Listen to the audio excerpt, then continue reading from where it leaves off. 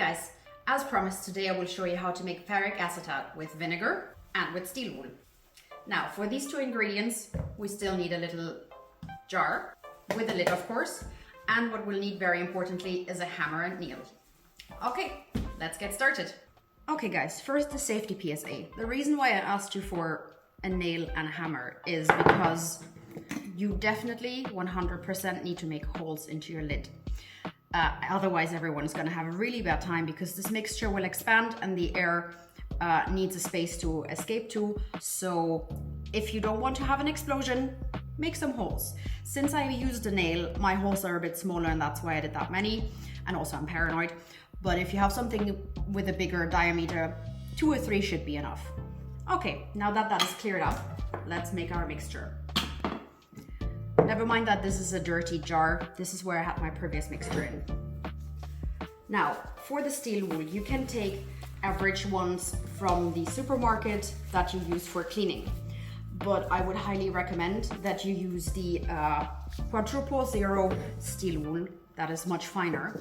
The reason being is that it will just dissolve much faster since it is so fine. You can just pop that in as is. I just like to take it a little bit apart, again, so that my mixture can dissolve faster and just occupies more space in my jar. So just pop that in here.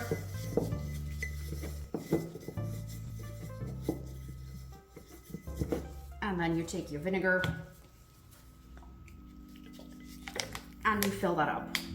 My recommendation would be to cover the steel wool entirely. The reason being that I don't want to run the risk of it being exposed to air and developing some rust. Also be advised that that does not really smell great. So maybe do not store this at home inside, but find it a nice cozy place in your garage or outside, just not in the sun obviously. So I don't know if you can see it properly, but it's all the way covered. And now I put my lid on it, and general rule of thumb is the longer you let this sit, the darker the mixture will become. I would recommend at least a week to get a good effect. A little bit of background information on what ferric acetate actually is. So this is a wood penetrating stain. Theoretically, you could also use this for fabrics, by the way, but it reacts with tannins in the wood. So that means the more tannins you have in a wood, like for example, walnut, oak and hickory, react really great and they almost have an ebonizing effect, which means that they nearly turn black if your mixture is old and strong. In woods such as, let's say, pine, birch, maple, this would not be as dark. It would kind of create a dark brownish effect. So I have tested this on both pine and on my popsicle sticks. If you have watched my Christmas video, the popsicle sticks turned into more like, imagine a chocolate covered powdery cocoa color, whereas the pine turned into a really nice dark brown. I will leave some pictures here for you to have a look at.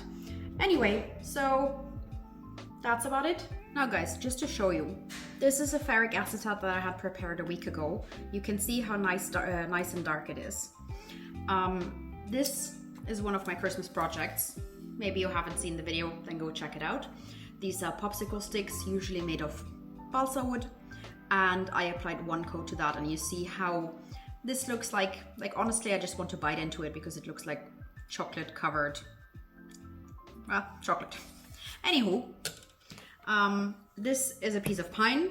I used it to stir the mixture, so you can already see the color. So this is various layers because I re-stirred it time and time again, so it's pretty dark. Usually pine is not a very high, not a wood that has a lot of tannins in it.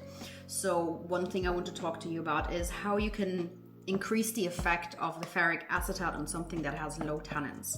You can make a tea mixture. So you take 2-3 cups and you prepare it with 8, 9, 10 tea bags. So yes, it needs to be really strong.